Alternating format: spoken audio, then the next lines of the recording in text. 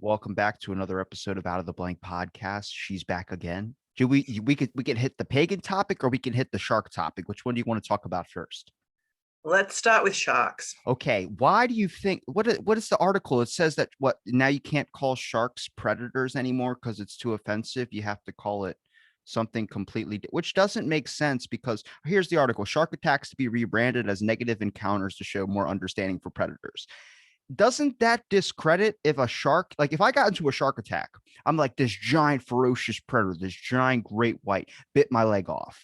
I get it because you're trying to save face with sharks because a lot of people have a bad rep. Jaws kind of did it. But then it's like that discredits your story of being bitten by a shark. Am I right?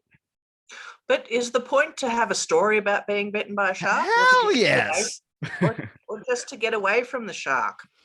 Well, I mean, hopefully you survive, but imagine if you're like, I got attacked by, you're gonna hype it up. It's like if I got hit by a jet ski, I got hit going 40 miles an hour. The jet ski came from the front of mine, went up me like a ramp and hit me in the chest, and I cartwheeled and broke fiberglass with my head and ended up having to go to the hospital. I was perfectly fine though. I was like indestructible when you're like 17.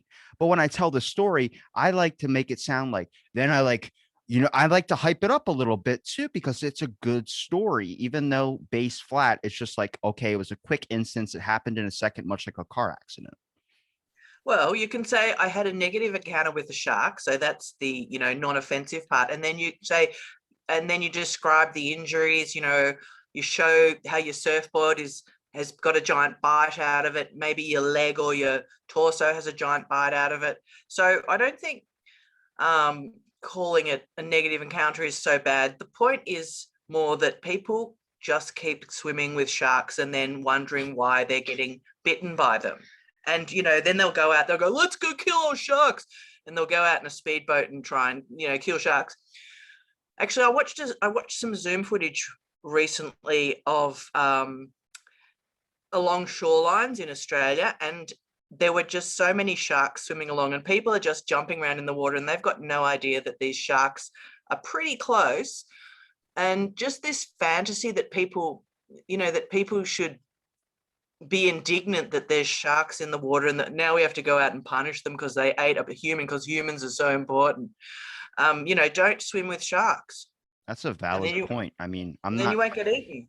I look at it like when you immediately get into the water, you sign a deal with the world that you're accepting the outcome that there's a possibility that you could be bitten by a shark. I live in a beach town, so that's kind of the thing. You don't expect it to happen, much like you don't expect the car crash to happen, but you basically sign that deal. It's undisclosed, unspoken word you want to say when you get into your car that there's a possibility you could get into a terrible accident, you could lose a life, or you could lose someone that's in your vehicles. I look at that with the same thing with sharks. But my thing is, it takes the hype out of the story. It's kind of like when they decided, and this is going to be a huge jump, but this is like, it's eventually going to lead to the point where it's like, okay, if that's offensive, I don't think a shark gives a shit. Like a shark is not sentient of knowing that you're going to hurt its feelings or whatever like that. It doesn't care. It's worried about eating and swimming and surviving, much like most of the people in the world now. But when it comes to like, remember when they switched drunk like sex to rape? And then a bunch of actual people that have been through that horrible scenario of being raped were like, hey, that discredits our story if you are saying that you were raped because you had drunk sex. And then that's what it's going to get to. So now we can't call pedophiles or any of this predators. We have to call them people that are invading your personal space. That's where I'm afraid it's going to go. Maybe it won't, but there's just that side of the world where I don't think a lot of things where people go, that's impossible, but it's coming. It's happening today. There's a lot of stuff that we wouldn't think would be probable. And now, like I saw 3 years ago, an interview with Sandra Bullock on the Ellen show. And she talked about how they're using, and this is going to be crazy. I know I played the recording in the previous episode, but on the Ellen show, they're talking about how do you keep your face so young? And she goes, well, I use this little thing that they snip off and then, you rub it on your face and it makes you look younger. And they're like, what is that thing? It's from overseas. And she's like, yeah, it's from overseas, from like, this small little area. They're talking about baby foreskin. She was using Korean baby foreskin and rubbing it on her face as a way to use like. Are you sure that's true? 100%. It's on the Ellen show. I can play the recording for you right now. I didn't believe it myself because I was like, this is insane. But this was 3 years ago and it sounds so crazy. But back then that was like not a big thing. I can play it. I will do it right now. Okay. Bullock, Ellen show. So if I say Sandra Bullock Ellen show, Sandra Bullock and her Korean baby foreskin rejuvenation treatment, and it's a skit. Well, it's going to be an advertisement. So hang on, let's let that advertisement play. But I didn't believe it myself, but it just shows like how our thoughts and how a lot of things have changed over the past couple of years. And that's what I'm amazed by, is that the fact that this was like completely relevant not that long ago. Well, they use human placenta in a lot of cosmetics. Yeah, I'm aware of that, but that's what I'm saying is like that's how it's not like a fake video or anything. It's a real, like they're sitting at Ellen show. This facial that you're obsessed with, that how many did you get the whole cast of Ocean's 8 to do? Not this? Everybody. Okay. And, good, smart ones. Just those that I thought would appreciate it. Okay. Explain what it is. Well, it's this way in which one forces through microneedling. It's like a little roller with these. Some of you, I think many of you know it. And it pushes through the skin and ruptures the collagen, and then boosts it. You look like a burn victim for a day, but then it pushes. What are you pushing into the skin, Sarah? Sandra? Sarah? Carrie? What are you pushing into the skin? Well, you push in whatever the facialist would like to insert into your pores. But what is it? It is an extraction from a piece of skin that came from a young person far, far away, and they somehow figured out how to extract. It's foreskin from a Korean baby. Yeah, and you know how, first of all, there's two things that wouldn't be good today. She said it's from overseas that you look like a burn victim. That's the thing. You can't say that. That would be completely, you'd be canceled for saying that. That was 3 years ago. It was perfectly fine. And then the Korean foreskin. Now, I'm not saying it's like, oh my God, but I'm saying it's like that's how we've changed so much. So I'm saying it's going to get to that point with like the shark thing. Then that's going to lead into something else. And that's going to be leading to something else. Murderers aren't going to be murderers anymore. It's going to be something different. It sounds crazy, but it's not out of the realm of possibility. Sure, but I don't think they're going to change the terminology for kind of violent crime, but we'll see. But well, they changed criminals to incarcerated victims. Well, not in Australia. Well, and this, that's what I'm saying is like, well, here's the thing is like when you go and you look at like China, they're advanced more than the US, but then we get it a couple of years later than the US, and then it leads to the UK, then it leads to Australia. Everybody's just a little bit delayed in how they adapt to certain things that go there. So if it hits here, it's going to end up hitting you guys later. So that's the whole thing, is like you can easily predict what another country is going to do when you look at another one that's succeeding and it ends up translating over there. Usually it's from the West over. Hawaii, for instance, and the States where I'm on the complete East Coast, they're on the West Coast. They get everything a couple months before we do in our stores. I went to Hawaii and I bought board shorts, and then I came over to here and they got it 2 months later. I was like, I have the only pair of board shorts down here that have this thing. And the next thing you know, 2 months later, they were all in stores. So I'm saying it's going to end up changing and evolves. It just depends on how big of the grasp is, and social media kind of expands that. Now, I don't know. I just find that hilarious that that's Sandra Bullock and it's on the Ellen show and people are laughing. And I'm like, look how we've evolved. That's so crazy now. Well, I wouldn't be, if I was Sandra Bullock and I was using that product, I would not be saying it on the Ellen show or anywhere else in public. She tried her best. She was like from overseas. But she must have told Ellen, because Ellen knew about it. So they're probably talking backstage and like, hey, I use this and it makes me look younger. And Ellen's like, oh, well, I just don't age because I use baby's blood. And then there's this whole like, whoosh. Well, what people are going to say now, perhaps not 3 years ago, but they're going to say that that's really imperialist and that's very, rich Fucking country weird. taking advantage of poor country. Not that Korea's well, I don't think South Korea is poor, but North Korea is poor. So people will say that. They'll say that that's, an imbalance of power. I don't know if it is, but that's what people will say. Or that's what they'll think, I think. That's why, you can't predict. She couldn't predict 3 years ago that she shouldn't have said that. But a lot of people have lost the sense of humor now about a lot of things. So, it's just things that aren't even that old, comedy and stuff. I am just wincing, and when I watch it, and I'm going, oh my God, they could never say that now. They couldn't say it. It's not possible. Probably within the last year, but there's a lot of quite old comedy. Like back even to Seinfeld, which is the early 90s. But so much stuff Even, well, you know, Little Britain has been cancelled for blackface. Who else has been cancelled for blackface? I We can't got off remember, the but pagan topic oh quick. well, you don't know that guy Chris Lilly here in Australia. Anyway, look, this is, you know, we're walking on shards of glass here with these topics, because anything like this is fuel for people to attack you.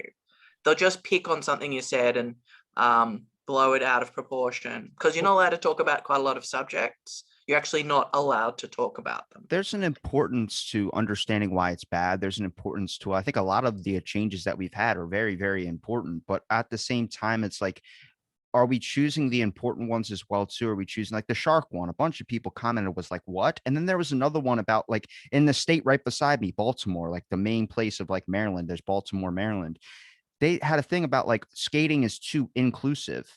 And it's like they need more black skaters, they need more trans skaters. And it's like Too inclusive? You mean exclusive? well, yeah, I guess yes. So they want it to be more inclusive, where it's more open for everybody. And a bunch of people commented like, nobody gives a there's a difference between skating and rollerblading. First of all, they were upset that they couldn't rollerblade in the skate park and it felt uncomfortable. But I've met plenty of people at skateboard that aren't white, and it's like now they're like a bunch of people got well, like that's too woke. And I'm like, it is, because it doesn't make sense. They don't care if what color you are to skateboard if you want to skateboard. That's the whole thing. It's not they just want to have fun. They want to have good times. That's the whole thing. Skating has been a big part of my life, so it was like a lot of people were like, I've been skating for 30 years and we've never once turned away someone that wanted to skateboard. That's not how this works. There's a weird vibe when you get a scooter out and it's like, hey, you're at a skate park and you're using a scooter, but if you do some tricks, nobody messes with you. It's like, oh god, he's got respect. But it's really interesting to see like how long until that shark thing is going to be the normal, where it's like, well, I can't believe we used to call them predators. And it's like, that's just what I find fascinating, because I feel like where the basic necessity of change is like, we're not changing for the environment. We're not changing for a lot of things that we all have some good, but we're also like, it seems like they're scraping at the bottom of the barrel to trying to find a good article or good story to post up where people are going to be like, oh, I love this. And it's like, does that really matter though? Are we not going to talk about the fact that like California right now is going through severe drought to where they're hiring witches? And this is where it leads into the pagan thing. So this is a great segue. They're using water witches or whatever it's called, a guy that takes two metal rods and he like apparently like does a little crossover or something when he finds a certain water source that they can dig into. And the scientists have literally been pushed to the brink of turning to that, where they would have never thought about God, or they're all atheists, whatever. They would have never thought about using that. The guy didn't find anything, but they were like, yeah, this is what we're resorting to, because I look at that, like how many people die or how many people get close to death's door and they turn to God. Why does it take that long of a push to get there? I don't know if there's magic. I would hope that maybe you have some advice or maybe some words. We have these chakras or chants that you see soul coaching people or other people use. Is that the same thing? Because is there magic words that spells? Freemasons use spells to be able to speak and get money or something like that. I want to know. I want Jake Paul money. I have no idea what a soul coach is, but it sounds revoltingly new age, which sickens me. But as for water witching, the new age disgusts me because it's so commercial and it's so pious and it's just, ugh. But water witching, that's actually called dowsing. So that's actually something that quite a lot of rural people do it, but it has been brought into sort of the new age / I actually don't know any pagans who do dowsing. So you can do it with a pendulum. So you can do it with a pendulum. I'm just trying to look for a necklace or something. Well, like a pendulum. It spins and finds it. But with the rods or other things, I've never seen it done, but not live, but I know about it. Yeah. So people who do it swear by it, and but I don't know. I've only read examples where they do it to find wells and things like that. But usually it's like a rural person who's not a new age person. They're usually quite retiring. They don't usually have a Facebook page where they're just trying to get attention nonstop, or they're not on TikTok or Instagram or anything. They're usually just a humble person that wanders around and has this well, they think it's a gift to douse water. So it's quite old. It's interesting. Well, you hear that the police sometimes use psychics. So if the firemen are so desperate that they're using dowsers, doesn't really surprise me. I mean, it can't hurt, can it? That's what So I'm maybe saying the too dowser about will find some water. Maybe they turning won't. to like the last thing where they would have, the scientists in a million years would never thought to turn to God, but it seems like whenever someone gets pushed to that point where there's like no other option right now, I'm going to try everything. It's like anything could be a valuable source at this time, especially when you're going through such a severe drought or something. But I look at it like with the new age, like the way you're talking about it, the old kind of rural or styling of that sort. Now, do you look at that differently? Like when you see all the people that are like, let me read your tarot cards online. And then it's kind of like, here's a fee. Like I have people message me, and I actually talk to some real tarot people that talk about like, this is like, it's kind of a scam. They'll say something like your ancestors are calling you. And I'm like, look, if I wasn't in the mindset I am right now, and I have been pushed to the brink where I would turn to anything for just a little glimmer of light out of this dark tunnel. But like, imagine someone out there that's like buying a motivational book or buying something because they've been pushed to that point where they need help. They want the answers. And it's like preying a little bit on people that are like, might not be in the best state. And that's not saying motivational books don't help, but it's just saying like when someone messages you talking about your ancestors and you go, oh my God, like, is this what I need? Well, if they're, seeking you out, that might seem a little predatory, but if they're just offering a service like any person who deals with the supernatural, whether that's a priest or a minister or a witch or whoever else deals with the supernatural, Rabbi? and people seek them out and say, can you please help me? That's not really exploitative. And, people have been doing this for free for a lot of years, and they've also been doing it for money as well. So there's a bit of a fight within the new age. Always charges money. That's one of their characteristics. But in paganism, it used to not really be much about charging money. And if it did charge money, it usually wasn't a great deal of money. But the new age has really bled into paganism now, and there's a lot of commercialization of a lot of traditional pagan activities, and there are different ranges in price. But I think, yes, if they seek you out, that seems a little weird. But if you seek them out, it's the same as seeking any person who claims to be in touch with the supernatural. As I said, whether that's a priest from one of the more established religions or someone, from a very obscure spiritual tradition and things like that. So, and it's not always people who are desperate or anything like that. A lot of people, they don't want to learn tarot themselves, so they pay someone who knows how to do it for them. And also, when you do read tarot, often when you read it for yourself, you can be inclined to want to, everyone wants, apparently it's a human characteristic to sort of turn things to your, so that they reflect well upon you. You go, oh, well, maybe that really means this. So you really need someone else to do it so that then they're impartial. And I think it's even better if they don't know you, because then they really can't be influenced by what they already know about you. So, but the thing is, it's huge at the moment. And that's just because a lot of people have become really disillusioned with traditional religion and with modern paganism, and I guess to the new age to an extent. You can take it into your own hands. You don't need a priest or a gatekeeper saying, no, you can't approach, let's call it God or spirit. You can't approach that, only we can. So people are just sick of that. They're going, no, shut up. Yeah, so it's I don't think it's any more exploitative than any other spiritual system. I was just trying to get your thoughts on it being like more of a serious class when it comes to paganism, I would say, rather than compared to like the average Instagram person that just wants to put it in their username and then decide that now they're a pagan witch. There's a lot of that goes on. And I look at it like I've talked to a couple of people, but I respect the supernatural stuff. I respect it all. I'm not like 100% devolved into it to the point where I'm like, I need to do all these rituals. And if you burn sage around me, That's it. I'm done. We're no longer friends. I don't care if you're cleaning the house. You just made my whole house smell like burnt rubber or burnt whatever. It does not smell good at all. It's cleaning the spirits. Maybe you got some demons inside of you. I have my foot that's about to be in your ass, is the whole question of what I'm saying now. And Well, you know what? There's a lot of nicer things to burn than sage. So I don't know why sage is so fashionable. Like everyone burns sage, and I'm like, why? burn Why are we all oregano. burning? I'd rather it smell like a pizza No, shop instead of fucking sage. no, there's resins like frankincense and myrrh and red, there's powdered woods like red sandalwood and stuff that smell a lot better than sage. Sage is all right, white sage is all right, but I'm not sure why people think that they have to burn it. I mean, as opposed to a lot of other plant materials.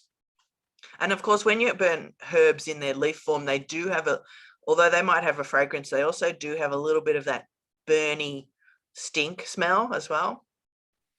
I'm so fascinated by it because through all the people I've talked to, there's always a perspective that I don't see. And it's then I get a new perspective. So whenever you say something, I'm always looking at how someone else is looking at it. Like, it's very interesting when you see someone that uses crystals and stuff like that. Now, a lot of people don't need crystals or use crystals, but a lot of people enjoy using them. They see it as like a tool to help them get to the place that they're trying to get to when it comes to like enchantment or some type of willing. Like, there's a whole bunch about willing into the universe. Well, the Freemasons, I've talked to one who's a leader of a lodge, and he talks about, yeah, see, a lot of people aren't pro using crystals, but then there are people that are like, well, it helps me.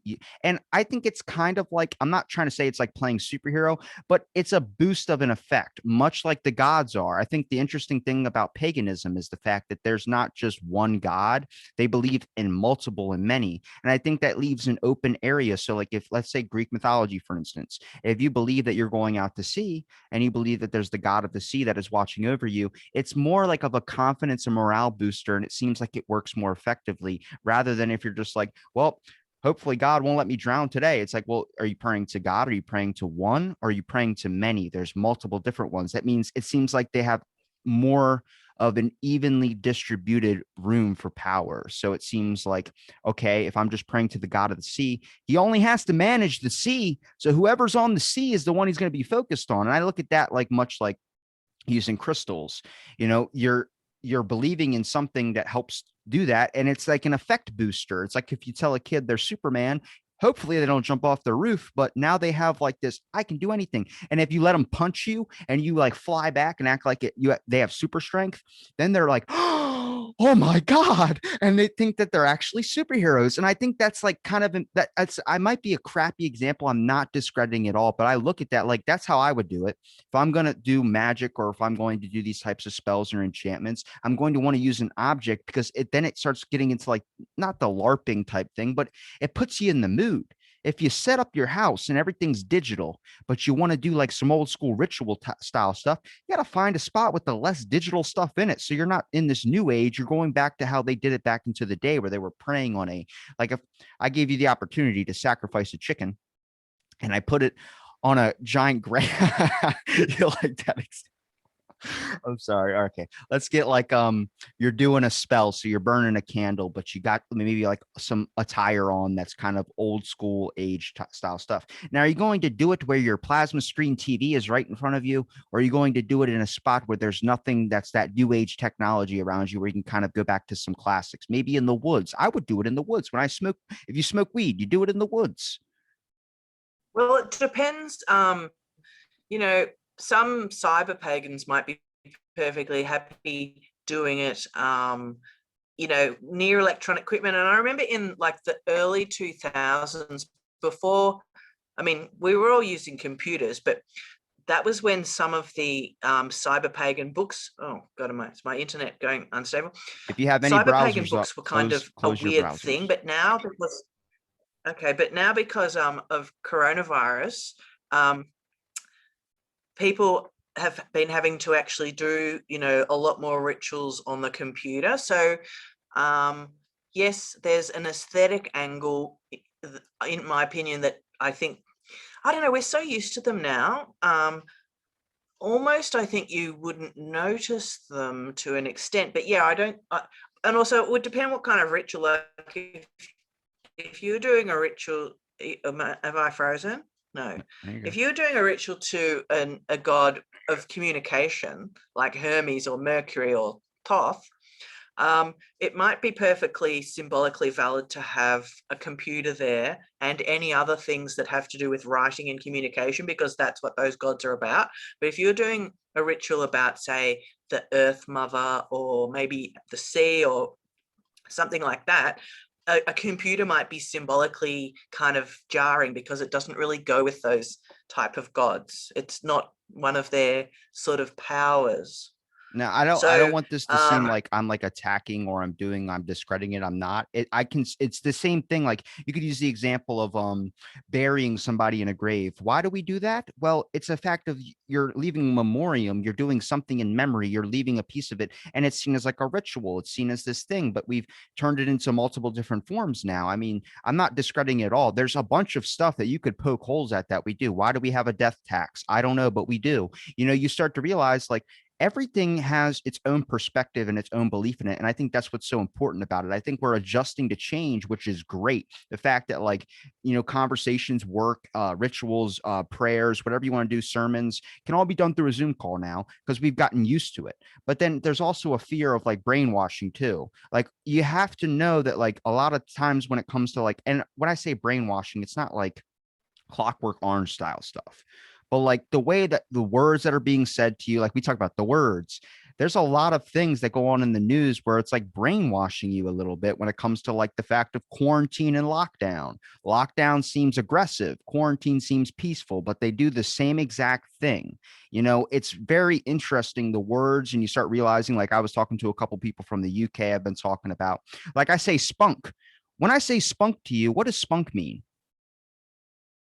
well, in Australia, it actually in Australia, it actually, at least in the 1970s and 80s, it meant a good-looking person. But in some other countries, I believe it means ejaculation. Yes. Okay. So I didn't know that. So I was saying an example to my buddies from the UK and he starts laughing and I'm like, what? And he's like, that doesn't mean, what do you think that means? And I'm like, it's like that guy's got spunk. That guy's got like a look to him or something like that. And then it's like, oh no, it means something different. So it's very interesting. Like you start looking at the words that you say, the types of things. And I look at it like, okay. I mean, it's back to the example of like, surrounding yourself with the things that you're doing to kind of boost up the mood or boost up the effect of everything. Why, when people want to find enlightenment, why do monks isolate themselves up into a temple and shave their head and wear robes? It plays a different effect to it. Because if you're wearing like what I'm doing, this shirt, wearing some jeans or something, and I'm sitting in a temple with, my hair cut, and I'm just sitting there praying, thinking that like I'm finding enlightenment this way, it's going to be different than if I put on a robe, Yeah. shave my head, and get in the position to do so.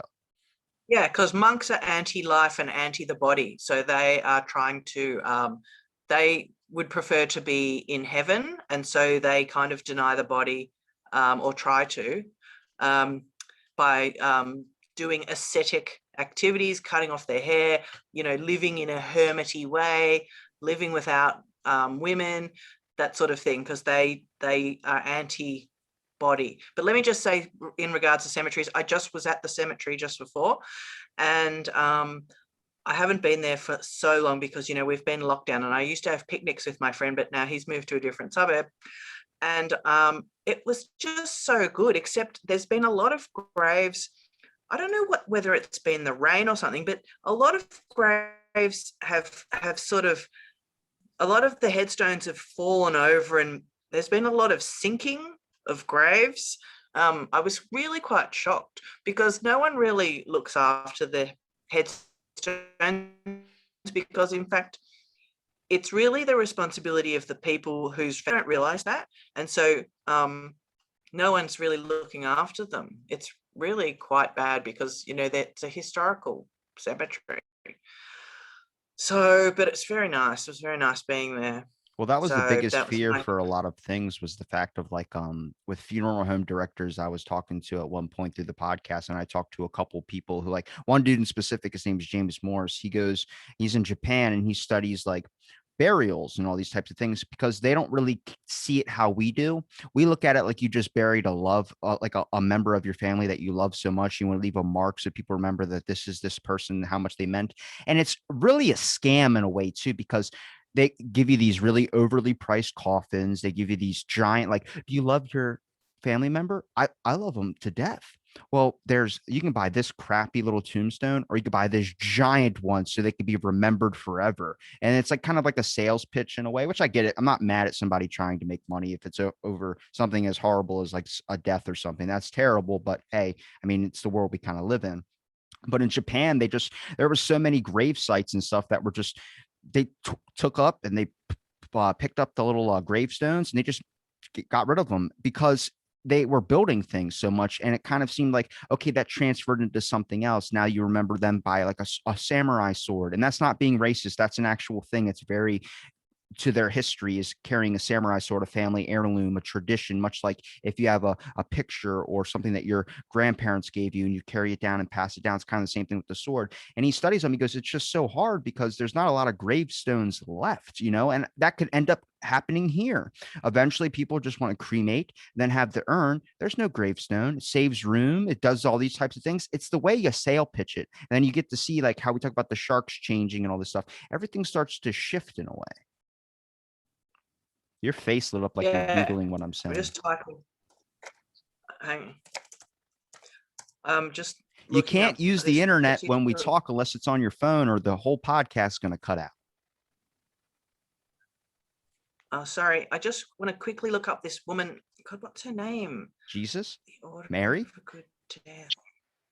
No, it's this famous undertaker. She has a business called Undertaking LA, and I can never remember. Oh, Caitlin Jenner. What's her name? Oh, here she is. Caitlin Doherty. Anyway, she's fantastic. So, yeah, I've heard that in America, because Caitlin Doherty has this. She has a business called Undertaking LA, and she's got a few books about working in the funeral industry.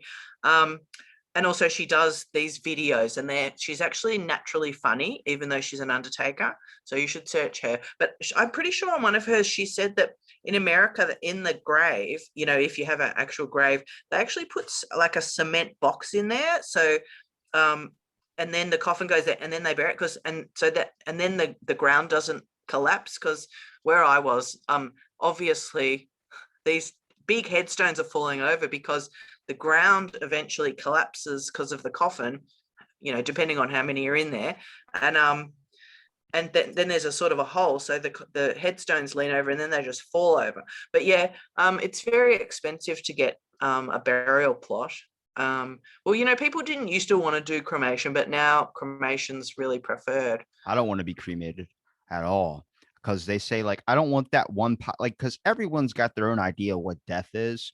And I heard it best, like, I think the Egyptology way, or the Egyptian way, is kind of what I believe in too. Like, if your body is a vessel into the afterlife, if they cremate you, then does that make you a pile of ash? Like, I don't want to be in like, oh my God, heaven's real. And I'm like, I'm so happy. I'm going to do so much. Why am I on fire? And then you spontaneously combust because they're cremating your vessel down. I know, but if you don't get cremated, you're going to decay.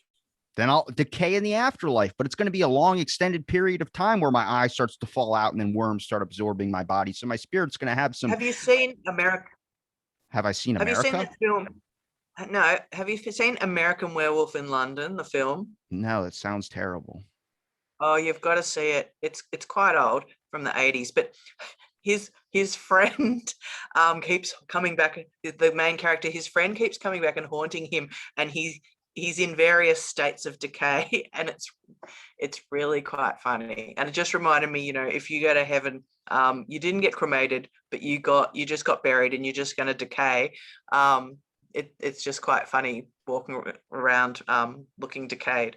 So you should really watch it. It's a classic. It's very famous. Yeah. So there was a death row inmate that believed right before they executed him, he had an olive. All he wanted was an olive as his last meal. And he took the pit of it, the seed, and he put it into his pocket. So when he died, he thought that a tree would grow and it would be like this. It's some type of like afterlife thing where he thought he'd be reincarnated a whole time. I don't know. maybe I should be cremated in case the zombie thing happens. That might be a possibility too. I have no clue, but I look at it like, would it be easier if there's nothing after this? Like there's just, you don't even, you just don't, you're not going to be conscious if there's no consciousness to exist. I don't know. Maybe people see that as pessimistic or horrible, but I'm like, do you want like an afterlife? Because like they say reincarnation, for instance, you don't really remember you're born into a new family, you're born into whatever, a new life, a new body, new everything, and you don't really remember your past selves. And people go like, well, I can remember. Okay, sure, maybe, possibly, probably not. But when you're reincarnated, it's like, do you look at the gate or the portal to go back into the earth as a new person? And then you go like, I'm going to forget my family. I'm going to forget everything that I've ever had, every experience, everything I built up, the love that I had with my partner, the kids that I have, the grandkids that I have, everything that I built up is all going to be forgotten. Well, it's going to be remembered on Well, earth. it's not your own plan to forget them. It's not gotta, like you go, I'm going to forget them. It's the design. It's part of the design for reincarnation. Don't mess with my example until it's over. No, I'm kidding. But you go into that portal though, and then everything's gone. Like you must have a shitty life if you don't want to remember your family. Like that's the only thing that keeps me tied here is the fact that there are people I care about. Family's more than blood, and there's people more that I care about on this earth to do anything stupid to the point where I would end my life, or I would do something where I would want to be reincarnated and forget all the amazing memories and all the relationships that I've had.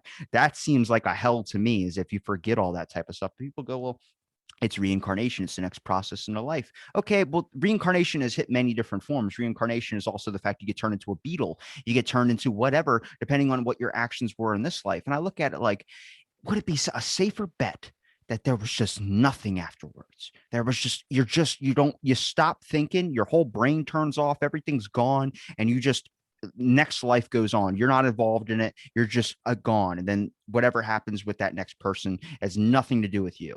I look at that like that seems like a little peaceful bet. I don't want there to be me getting transferred into another body if I can. But then it looks like heaven. Times moves differently up there. Maybe you're up in heaven for thousands and thousands of years and you go, you know what? I want another shot. Well, you're going to forget your family. I don't care. I want another shot at another life of living. It's been 10,000 years and I haven't been on earth. I want to go back into a body. And the next thing you know, you're did that. I don't know how far until someone breaks to the point they want to be reincarnated.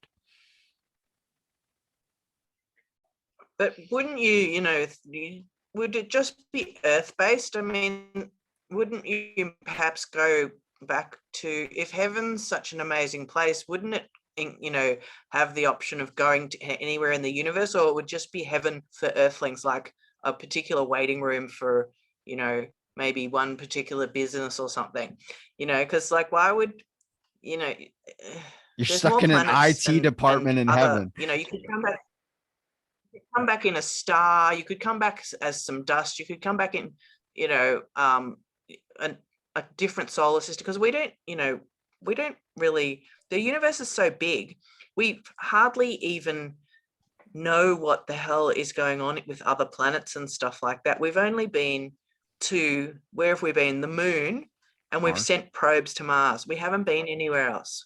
We've sent probes.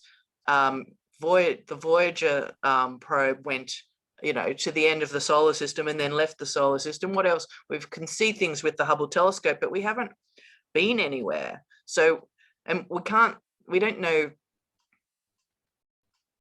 the conditions. We're always looking for other habitable planets and things like that, and always going, oh, I wonder if there'll be life on another habitable planet. But we can barely even discern the nature of the other. When we do go, oh, I think there's a, scientists or astronomers see a star and they can tell that it's got planets going around it, but they're so far away they can barely tell, the nature of those planets. And also, so you might come back as, have you ever watched Futurama? Yeah.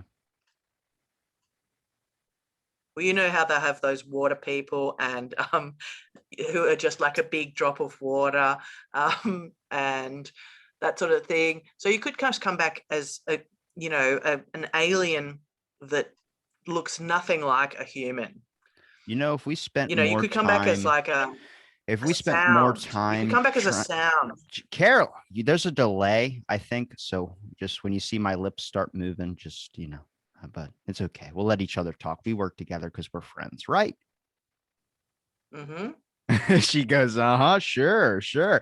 No, but I look at it like I think it's important to have all these amazing beliefs, and everyone is so different and everyone has different views of everything. And it seems like I think the human race chops a bit above it's what it can handle. And I think like understanding intelligence, we only base our understanding of intelligence of what we refer to as intelligence. Like plants are able to communicate through their roots and send nutrients to each other. That's the whole reason we go, plants aren't sentient. Well, plants have like a really powerful thing to them. I think it leads into like the psychedelic conversation too. A lot of people talk about like psychedelics, like it's this gateway to God. And I'm like, or is it a defense mechanism or a reaction to a plant? Much like poison ivy can bring up a rash, maybe it just reacts differently into your mind when you smoke it and it makes you see these types of things. That is a positive change in a way, but maybe it's also a defense mechanism of the plant.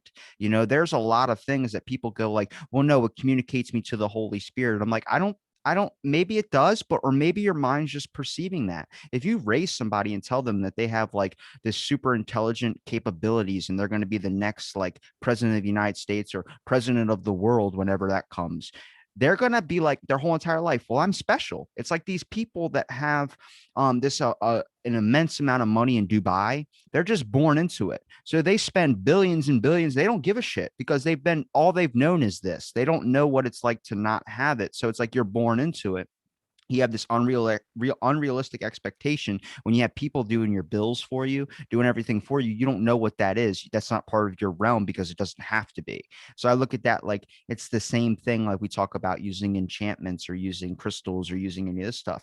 You include that into part of your world. Necessarily, it might not be like it might not just make your power more powerful, but to you it does. And that's the importance of having that belief or having that thing into something, because it's this confidence, this type of thing that actually you can succeed a lot of stuff. Like if I throw a 3-pointer or something, I'm terrible at basketball, but then I go, I'm never going to get it. And then like, I don't even have belief in it. I just do it without thinking it. It goes in. There's a lot of stuff where I'm like, people's beliefs, all these types of things, when we try so hard to tear down someone else's or get into a conversation where you just, not maybe us, but generalization, obviously, a lot of fighting back and forth and picker pattering between scientists, religion. I'm like, these seem like they go really hand in hand. Like they seem like the whole idea is that you're trying to find an answer. And then it's also making like both of them are trying to find an answer. Religion just chalks it up to God. Science tries to chalk it up to what's the actual rationalization that's happening here. And I'm like, who's to say you both are wrong? Maybe you both are wrong and there is no correct answer. But science is based on proof, and religion is based on wishful thinking. So, I mean, people don't really do religious experiments, whereas science, if it's not proven or if it's not disprovable, it can't be classified as real. Whereas in religion, it's just outrageous claims. Oh, I spoke to a supernatural being. What's your proof? Oh, I don't have any, sorry. And people don't tend to do experiments. They'll go, okay, well, let's do this experiment and see how, your supernatural event, is it repeatable, this and that. And people say, oh, well, you can't measure it, or, oh, well, if you look at it, it won't work. Or if you try and measure it, it won't work. So there's a lot of excuses as to why religion shouldn't be put on the same, the same level as science, and that it should have its own. I can't remember if it's there's a particular term for why, that people use, that it says religion should be measured differently to science, but they're not really equal. I think religion came from before we had science. So that's what they thought. They thought that was the mechanism of the world, that it was run by supernatural beings and supernatural forces. And then people started to learn science and they realized, so they might still be invisible forces, but they're measurable, or they're, whereas you can't measure, an angel. Yeah, but do you understand what I'm saying with the whole, like what you just said basically is like the point exactly of like, you can't say that. I get it. That's your thoughts, obviously. But when you say that, Why can't I say it? because how can I not I'm say trying it? to explain it to you, but we have a connection lag. So let me get the example out. Okay. All right. So when you say something like that, why do you say science is true? Science is just what we know at the time, but every 10 years, the science that we learned before ends up getting proven wrong. You're telling me if an alien species does not come down to this earth and they say, hey, you guys have chemical 2126, and you're like, chemical 2126, that's water. It's like, well, that's what your species knows it as, because that's what you've developed in your minds to be able to understand something. I consider them equal because I'm not religious, and I'm more based on science, but at the same time, you cannot dismiss one over the basic evidence or fact, because we didn't know there was dimensions 10 years ago. Now there's scientists and astrophysicists that are studying on how to figure out how to get into dimensions. The whole fact of like from here to Australia is like 16 hours on a plane. Well, now they're discovering that you can actually, like, if you drew a line on a piece of paper, there's the length of the line. But now with another dimension or another way of travel, you can fold that and then cut the whole trip in half.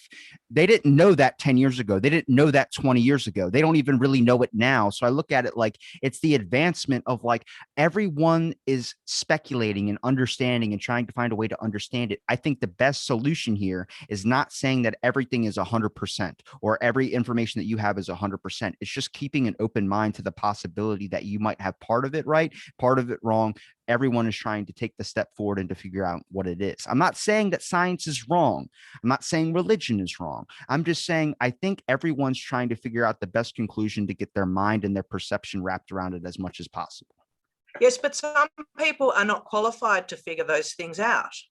What's qualification though? You consider Because a you PhD you qualified? can't just make things up. You can, but you can't expect people to believe them, because 100%. what's your qualification? What's your education? To say you can't just say anything you like But and with a expect people to PhD or believe with it. education, like having a master's degree, how did I know you just didn't get your, like, there are people that have a master's degree in India. Their level of education is different than getting an education in the United States. It's like, where'd you get your there's people that get law degrees in a certain state, and that state has like what, 2,000 people in it. So it's like, what are you basing the education claim off of? Yes. So What you would say, where did they get that education, and is that a worthwhile place to have got that education? That's how you judge it, because some places are better than others. okay, Some institutions that hand out qualifications are more reputable than others. I'm not saying that they're not. I'm just saying when you look at the grand scheme of things, a piece of paper does not qualify to your level of intelligence. There's plenty of people that have proven massive things and made major innovations that we're using in society today. Elon Musk was a dropout out of Sure, college. sure.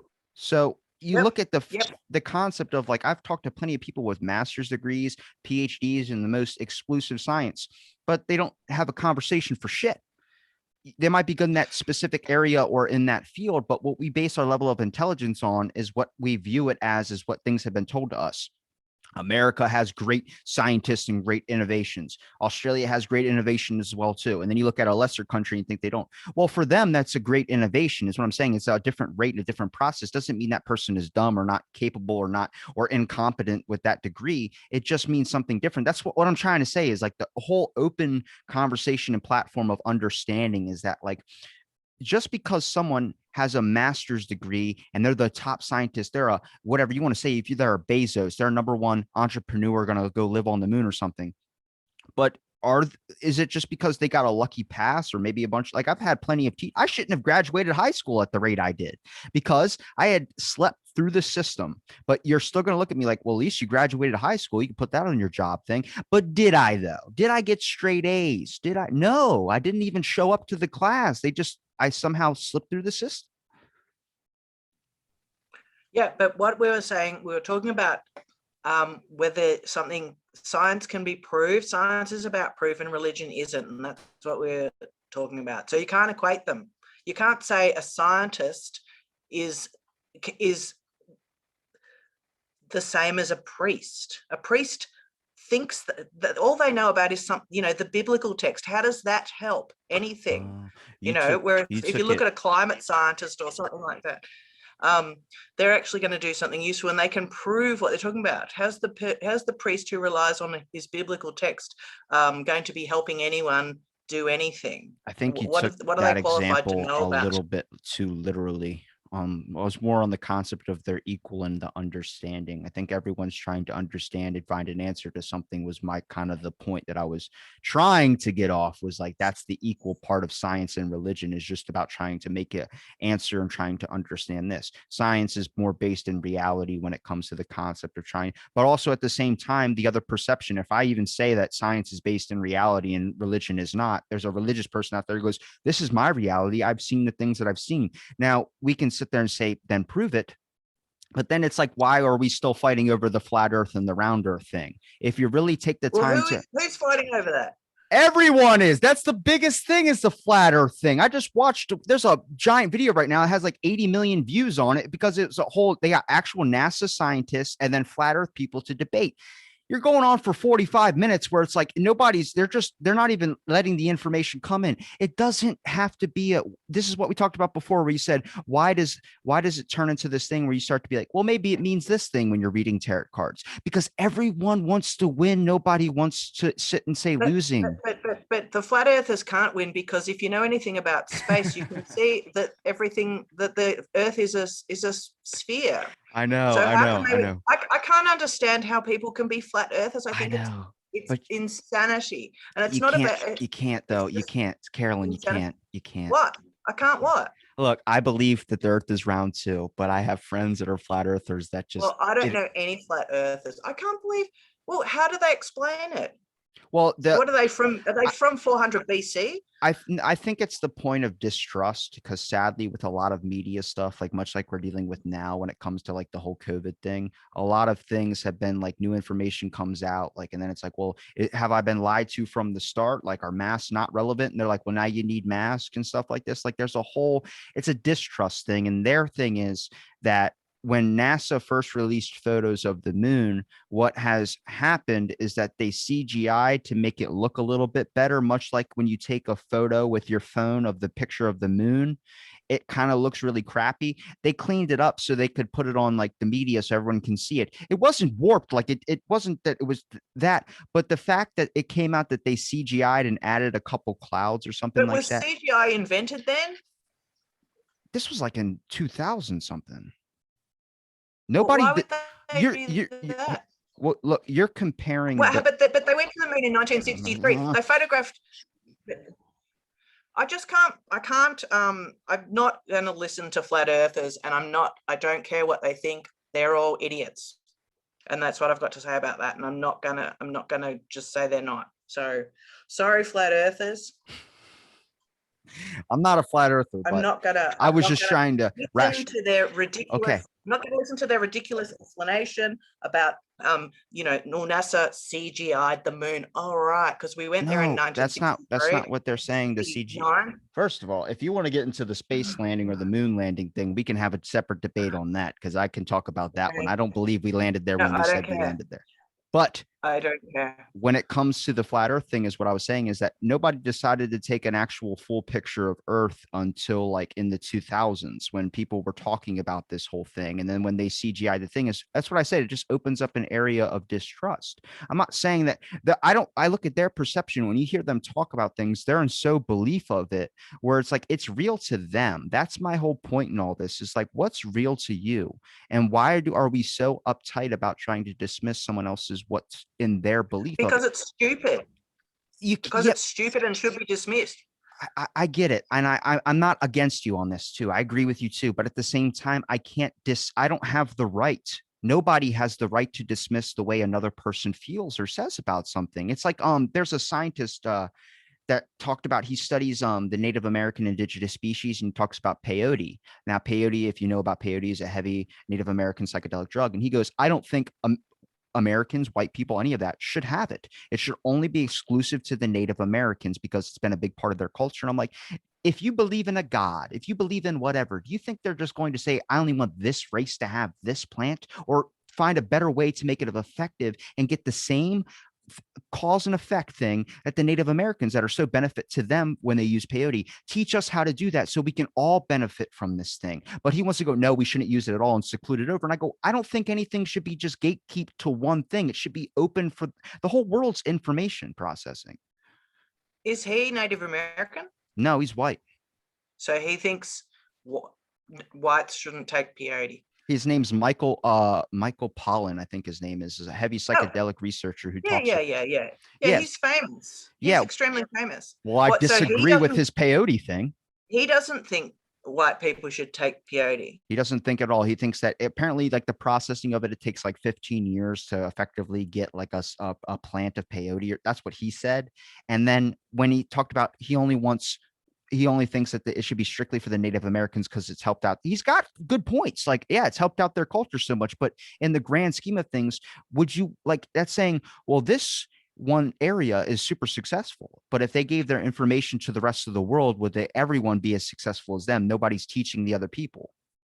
Well, that's interesting because psilocybin mushrooms were first sort of used, well, at least they were brought into the counterculture through Maria Sabina, who was a Mexican shaman. So does he think that because he takes psilocybin, does he think only Mexicans should take psilocybin? His whole point is that the process of growing peyote is a lot more difficult. When it comes to growing psilocybin is a little bit easier. But how's that relevant to anything? I mean, that's what I can send you the episode where he said it's on a Joe Rogan podcast. It's the one thing that caught my attention. And I was like, that does not seem right, but he didn't seem as effective when it takes 15 years to get a full thing of peyote compared to like, he looks at it like we're just taking more stuff. And I'm like, what do we do? What? This is the dumbest thing I've ever heard in my entire life, that to limit one plant to one race, that doesn't make any sense. And people can get mad at that. But I look at it like, you think anything that created this plant, the earth, whatever it is, would just want it to be specific to one thing? It should be open for all people to try and get something, especially if you're trying to change your life. If that's the stimulant that does to your brain, it makes you see this grand scheme of God or whatever it is, then I think people should have the opportunity to be able to do so. You find out if it's for you. Smoking weed was not for me. I don't need the plant, but I'm not going to be like, I'll stick it to the hippies. No, everyone can enjoy weed. People with Alzheimer's or people with dementia or people with arthritis in their hands can use it. You start to realize you're pinpointing it to one thing, which completely dismisses the whole thing in general. Well, I'm quite interested that Michael Pollan said that. And so Sure I'll look that up later. I can see why he would say such a thing, but I am surprised that he said that. I'm actually going to send it to you right now. So I want to make sure I'm getting the right. Yeah, Michael Pollan. Michael Pollan is an author, professor, and journalist. His newest book this year is Mind on Plants, because he talks about he has an interesting point. I always talk about there used to be an old study about plant perception. And now what I said before about the basis of intelligence, that's his point. What we base intelligence off of is what we can understand as intelligence, not what plant intelligence, where they're able to communicate to each other and do all these types of things. But his whole peyote thing, I was like, no, don't limit it to one thing. He looks at it like that's taking something that's been beneficial and a part of their society. And I'm like, it's the best example. Hold on, ready? So Stonehenge. Now that's where's that located? Britain. Okay. So I was talking to my buddy from the UK and he goes, well, it's all of our heritage. And I'm like, all of our heritage? Like, I'm from the United States. It's my heritage too. He goes, yeah, because it's prehistory. It's like this old thing we're trying to find an explanation for. It's everyone's heritage. So it's a piece, it's all of ours. And I'm like, that's what everything should be. It should be for everyone. Why would you? It's the skateboarding thing. Like, what the hell are we doing? I don't know. But that's interesting that he would say that prehistory belongs to everyone and suddenly history doesn't, because why does prehistory belong to everyone? But anyway, that doesn't matter. But yeah, so that's the point of like, why are we secluding history to just one side? It's one nation's history for sure, but it's a human race's history in general is a combination of all of our histories into one. Yeah, but I was just going to say in regards to ethnic plant drugs, I mean, ayahuasca, that's not white, but lots of people, that tons of people are taking that. either in South America or now everywhere, apparently in Australia as well. I agree, but Michael Pollan says otherwise when it comes to peyote. Now, when it comes to the other stuff, his whole point is that it takes so long. Like a pineapple takes 48 months to grow. His whole thing is that like it's been very beneficial to the people there, and it takes like 15 years or something, an insane amount of time. And he goes, I think this should be strictly for them until maybe one day down the line we have an effective way of processing it and getting it better, because people, apparently to him, everyone else uses it in such a dismissal way of just getting high on a Saturday, and they've used it for beneficial. I'm like, I think it's, you pull what you get out of it, really. I mean, I don't see it to limit. I don't like limiting anything in the world to just one thing. I think that's so a waste of time. I think that there are some things we should save to be sacred, but there's also some things where it's for everyone to enjoy. Everything on this earth is for everyone. You know, we all are living here together trying to make the best that we possibly can out of the life that we have. And if you try and say, no, you can never go into this part of the ocean because you're not of this I'm like, that's what it's going to end up getting to if we keep limiting things to that. I get their points, but I just see it as like you're cutting off major. It's like saying you can never take this highway. You have to keep going underground. Are non-Indigenous people allowed to go to the Native American peyote churches? You're asking questions I don't know the answer to. I'll probably have to Google it. Or just, you can listen to that episode, but I don't even know the guy, so I couldn't just toss that out. So that's 100%. I've heard it. It's in that episode. So I'm not bullshitting here, but that's the whole thing of like, I don't know what this world's going to. I think, especially when it comes to pagan, pagan, Freemasonry, any of that. Some Freemasons don't want you in if you're not of the blood that goes from that, whatever that line is, or you're not in that group. You know, we're all about grouping now, that people don't want other people in the writing community, afraid that they're going to infect their community with people that have bad thoughts or just trying to disrupt it and have fun or be a troll or something like that. That's with everything. Everything is always so limited. And I'm like, it should be open, but we should also not be at a point where we have the fear of someone being a troll, of being someone that's just going to come in and tear everything up and then leave. And everyone's like, what the hell was that? Like, this person was an asshole. It's like, well, that's just the fact of social media has given this ability to create a profile that's not attached. That's why when you come on my show, it's your name and your face. So I'm getting some honest shit. Or if you say something outrageous to get views, people are going to find that bullshit out. Oh God, now I forgot what I was going to say. I'm not a bad guy. That's right. I was just going to say everyone's gone mental. That's the problem, is everyone's gone mental. As in, you know, like everyone's freaking out about groups and who's in, who's out, who's allowed in, who's not allowed in. Yeah, it's just gone a little bit crazy lately. And I mean, social media is part of the problem because people can talk so quickly. I think we're going to figure it out. I think this is like, we're just in a really big change, and we're in like these big stepping stones of like, I mean, like we said, the 3 years ago with the Sandra Bullock thing, that's so crazy now. But back then people were laughing at that. Like, it's still even like crazy to even talk about. And it looks like we're going to eventually find the balance, find the place, and find this rhythm, or find this thing that we're getting into. But technology is so rapidly increasing. Some person said to me, he was like, I would love to come on and talk about before the age of cell phone. And I'm like, anybody that's above the age of 20 can talk about before the age of cell phone, but you don't realize that technology, this amazing innovation that has some bad parts to it and has some good parts to it if you use it right. It's developed so quick, where it seems like this is like 100-year invention, but it's only like a short amount of time. And I look at it like we're all trying to, that's why I say this show is conversation.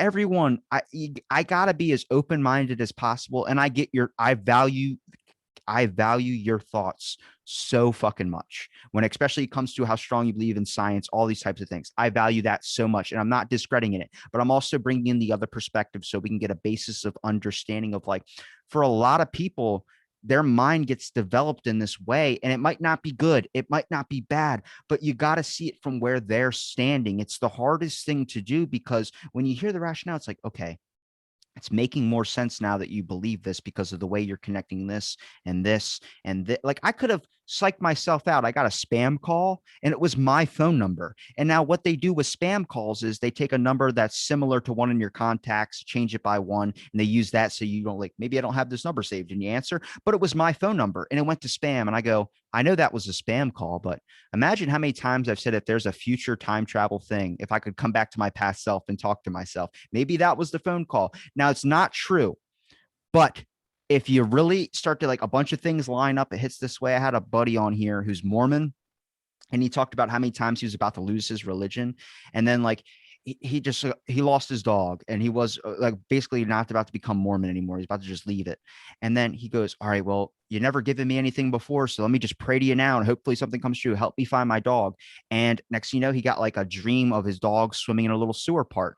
Went there and found his dog there. And that's what I'm saying is it might not be that happened like just like God put a image into his head. It might have been subconsciously in there, like he knows that's his dog's favorite spot. But when you're trying to leave something, you're literally looking for anything to keep you attached to that. You're looking for any possible thing, giving it any last shot. And then that happens. And then it's like, well, it has to be true because you're already looking for something so much. So that's what I'm trying to say, the understanding factor of it all. Do you want to see what I found in the street the other day? That was such a, okay. That was off time. All right. No, in regards to what you're talking about, yes, I agree. And the thing is, I'm not dismissing religion or supernatural beliefs, because I study that, and it is, but I think it is in a different realm to scientific stuff. Now I'm going to show you what I found in the street. So I've just got to get it. That's an amazing amulet you have. Oh, thanks. That's there it is there. I found this in the street. Check it out. It's a tree. Why is that just laying in the street? Well, someone put it out in hard rubbish, so I took it. I think it's pretty good. Oh, someone's emailed me. I can just see an email pop. So that's my tree. It's made out of aluminium, and I stole it out of the. Well, I didn't steal it. I just left it in the street, so I took it. Because you can get some good things in hard rubbish, can't you? Yeah, another man's trash is another man's treasure, or woman's treasure. That's right. I find a lot of good stuff. Like when you go thrift shopping and stuff, I love doing that. I find old vinyl records. That's something that nobody really is interested in because now technology has everything on a disc or everything has it on phone. But I look at it like the artwork on it that's littered around my studio. I have them pinned up, albums everywhere, ink spots. I got Bill Cosby's first thing before he became, and this, well, apparently he's free now. So it's a changing world. If I see a bookshelf in the street, I have to try and get it because you can never have too many bookshelves. I need them. I have one right here that's just kind of for show.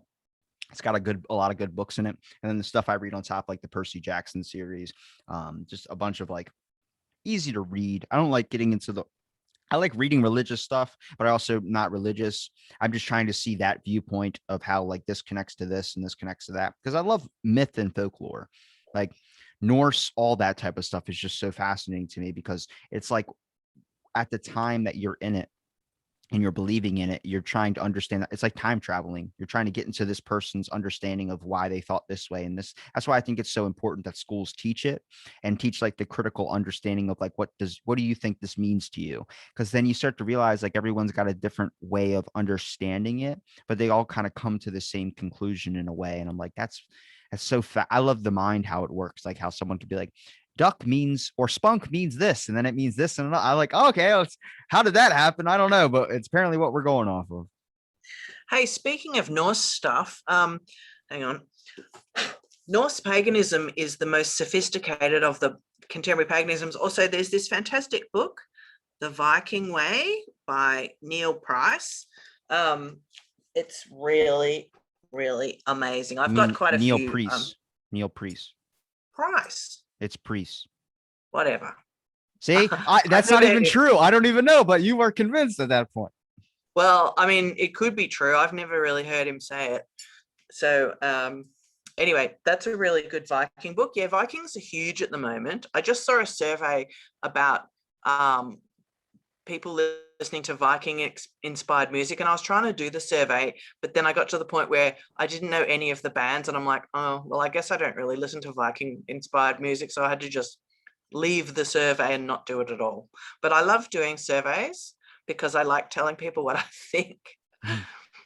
I'm playing this game. I think I've talked about before in the past, but it's Assassin's Creed Valhalla, and it's all like the basis of Oh, like the Viking Age and stuff like that. But I like to just sit on the ship, not really like play the game or fight, but there's songs on the ship where the crew members are singing chants and these types of things, and it's like it's Black Flag was another Assassin's Creed that was taken like the Caribbean. It was like a pirate style thing. They had sea shanties where you would sing sea songs and all these types of things to make the time pass by, much like before radio and all that. And I look at that like there's it's so much like it's so interesting because that vibe you get in when everyone's like, you've heard a good song that's literally made you get up out of your seat and like move around a little bit. Like, I fucking love this song. And I like how that can play a stimulant into someone's brain. And then like next thing you know, someone that's really shy opens up. And then that's just, I find that fascinating, much like a beautiful sunrise or sunset can basically give you some goosebumps at times. You're like, damn, this is like a great moment right now. Life is going to be okay. I didn't know Assassin's Creed had a Viking one. It's their latest one. Now they're making a new one right now. Wow. It came after Odyssey, which is the like Greek and Roman mythology one. Like you get to work with Aristotle and all this. Valhalla is like you're basically coming to England and you're trying to survive in Crete, and you're also trying to take over, conquer, and do all these types of things. It's very, very interesting because there's a lot of stuff like I talked about this in a past episode with someone who studies like Norse and all that. And there was a person in a quest, and the guy would be like, I need you to throw all of my stuff off this cliff. And he's like, you're just like, what? And he's like, all of my stuff off the cliff. And he goes, everything? He goes, yes. So you throw all of his stuff off the cliff. And then he goes, now throw my horse off the cliff. And you're like, what? And then you have to do that. You throw the horse off the cliff.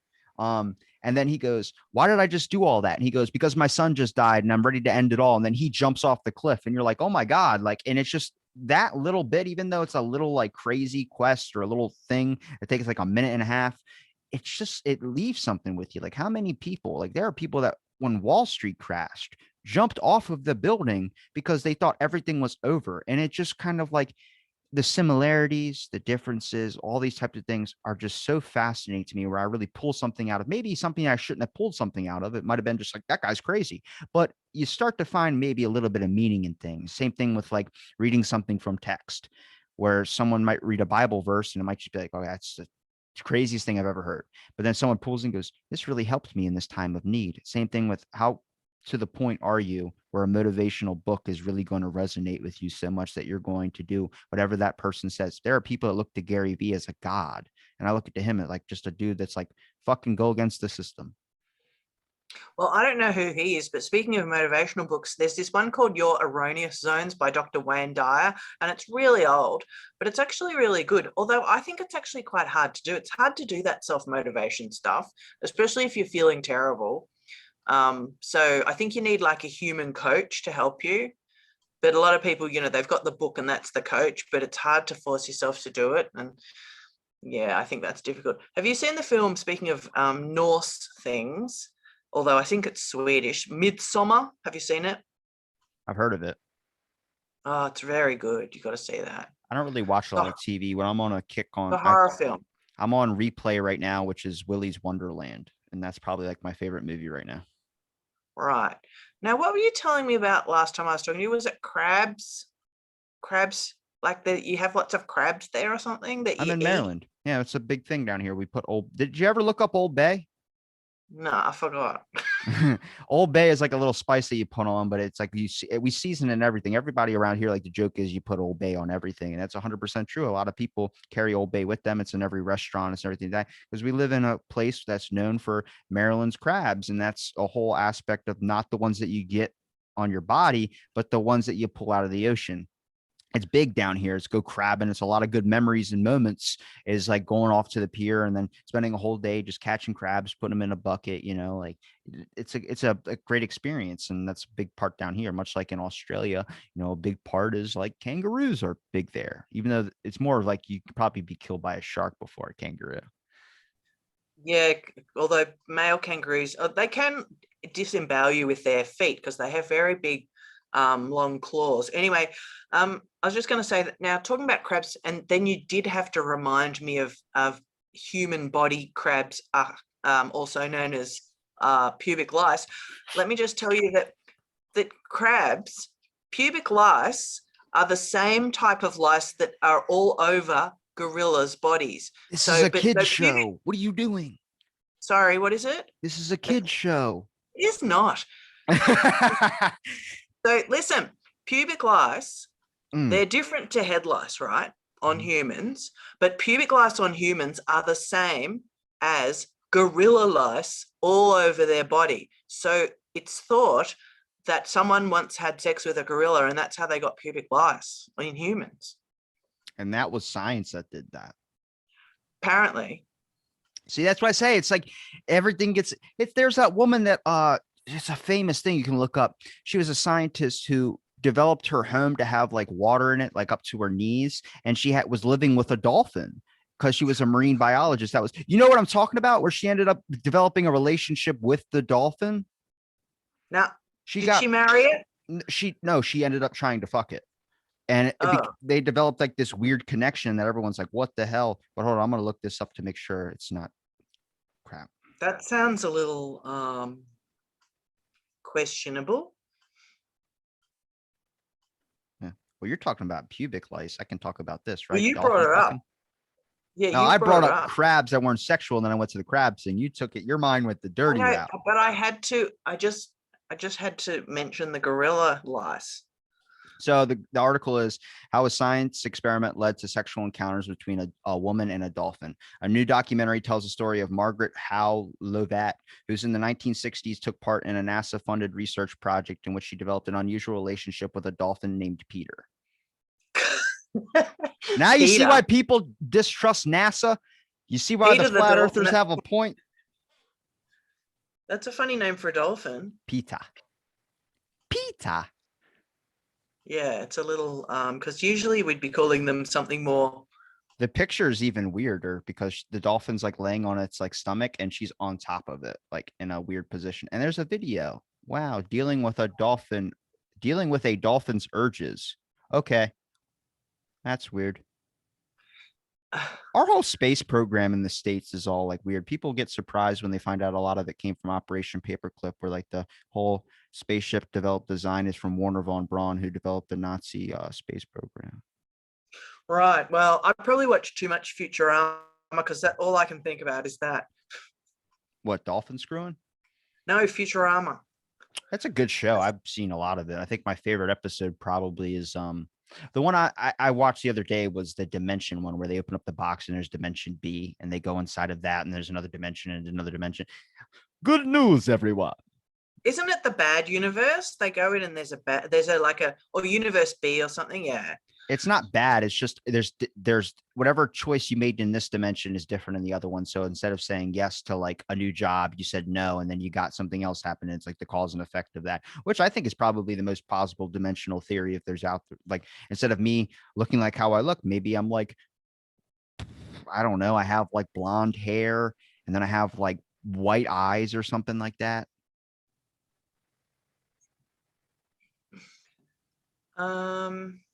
Yeah. Now I That's had no. always Oh, cool to that's me to what I have was going like, to say. Yeah. Well, you could get white contact lenses.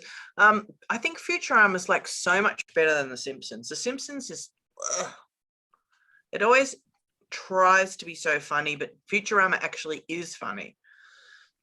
I think it's because they push It's the just so much boundary a better. little bit more than The Simpsons does. So much better.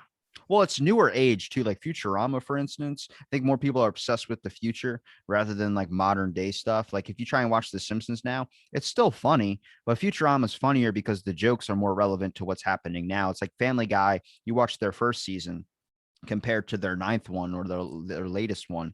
It's funnier because it's more adapted to now. Like when they have Sam Elliott come on screen, he has a mustache that talks. Like it's more funny.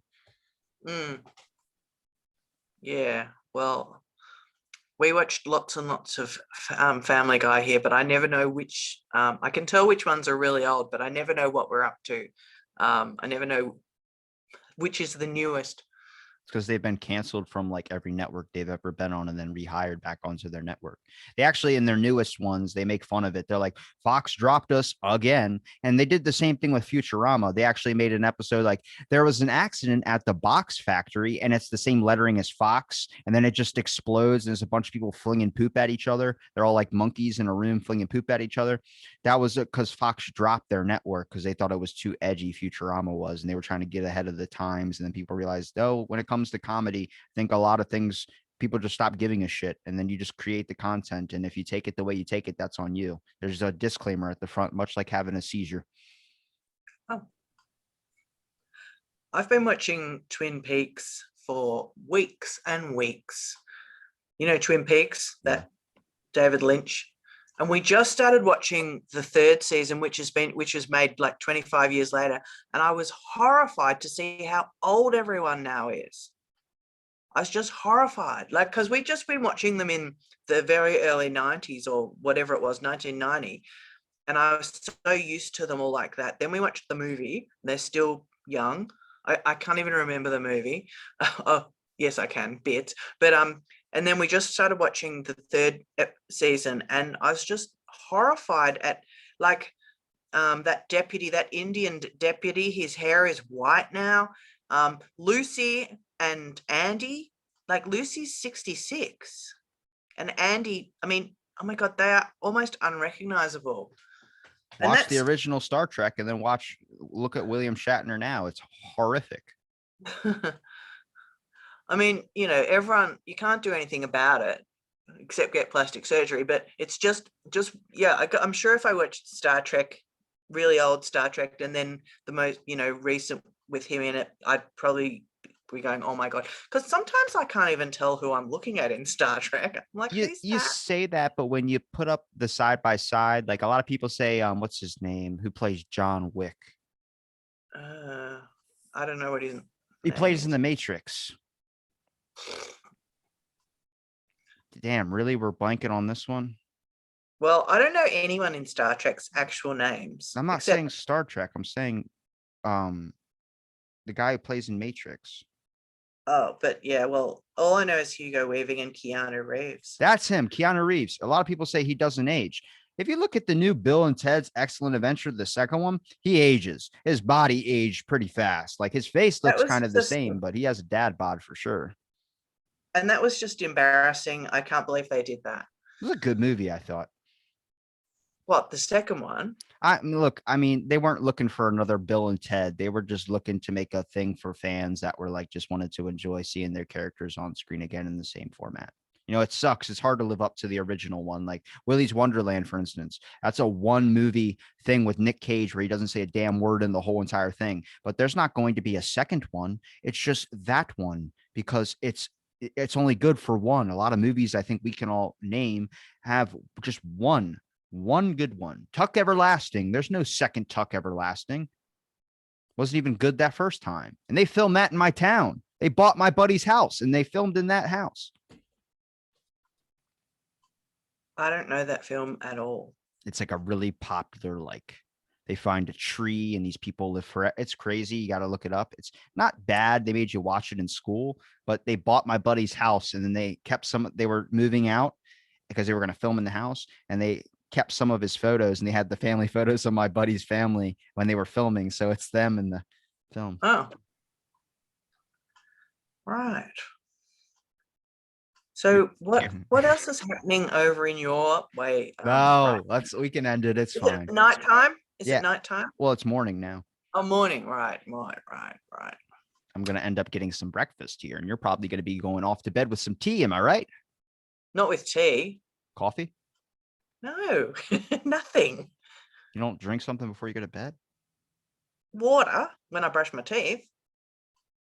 Do you want me to have to get up in the middle of the night to go to the toilet? You're gonna do it anyway. No, I'm not. Going 8 hours without going to the bathroom once is ridiculous. What are you having for breakfast? I'm not talking about my breakfast menu for all these listeners. They're gonna stalk my meals. Come on. Last time you were having something weird. What? I don't know what's weird. Maybe an egg? I don't know. Okay. So you just think you might have an egg. Possibly. Yeah, I'm probably gonna have an egg. Okay. How's it going to be cooked? All right, no, we're not doing this. Carolyn, you've mentioned a lot of books on the show. Is there a book I that don't you know have written? why you. Pardon? I said you've mentioned a lot of books on the show. Is there one that you have written that you would like to tell the Yes, audience? there sure is. Okay. Look at that. Look how I segued into that. This is my book. I love talking to you so much. I do. I really do. It's awesome. You can see my last name. So this is my book. I think I've shown it before. It's very big. It's called The Cultic Life of Trees. And it's got pictures. It's got lots of pictures, as you can see.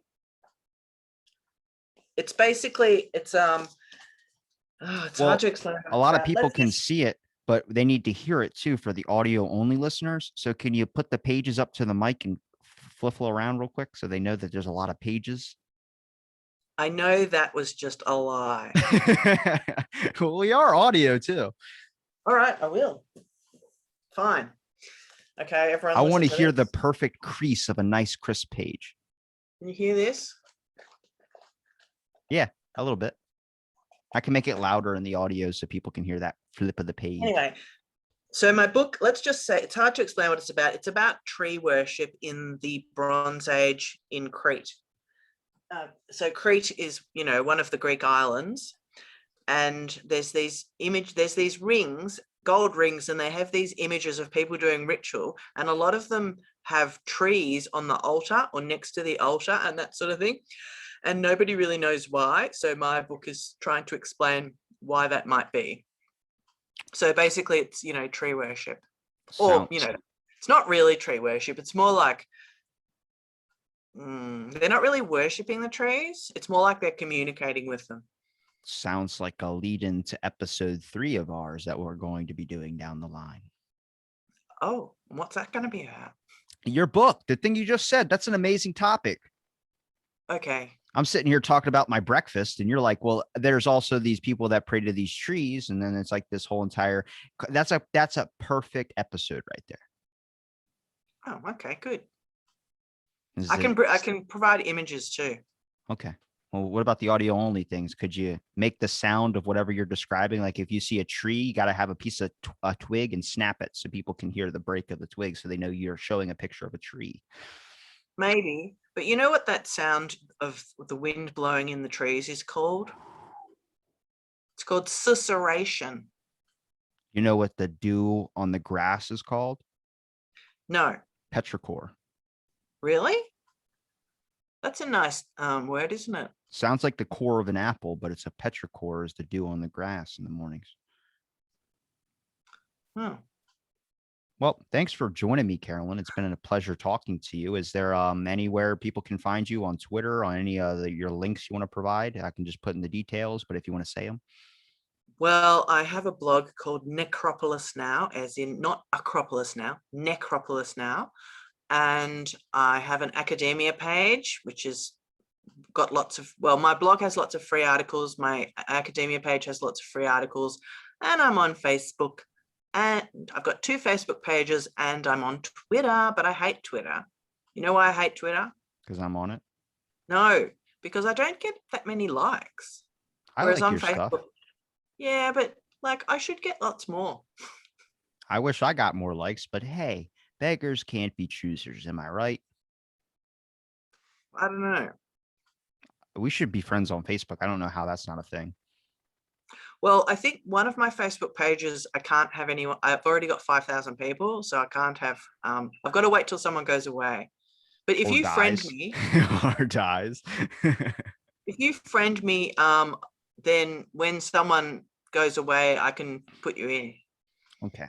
Well, I'll send a friend request to it. And I really appreciate you for coming back on the podcast and chatting up with me. It's been a pleasure. And I hope everyone out there is going to live free and prosperous.